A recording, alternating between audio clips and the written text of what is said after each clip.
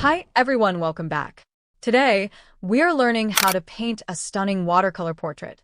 We will use the ChatGPT app and just one simple prompt to achieve this professional art look. Make sure to watch the full video to see how it's done.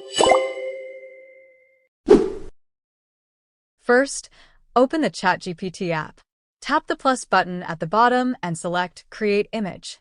Then, tap the plus button again to open your gallery and upload your photo. Second, after your photo is uploaded, paste the specific prompt into the chat box. I will show you where to copy this prompt later in the video. After you paste the text, just press the arrow button and wait a few moments for the AI to generate your image.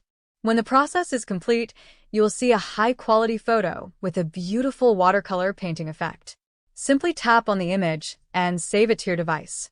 You can copy the complete prompt from the video description below. Please leave your feedback or questions in the comments. Thank you for watching, and see you in the next video.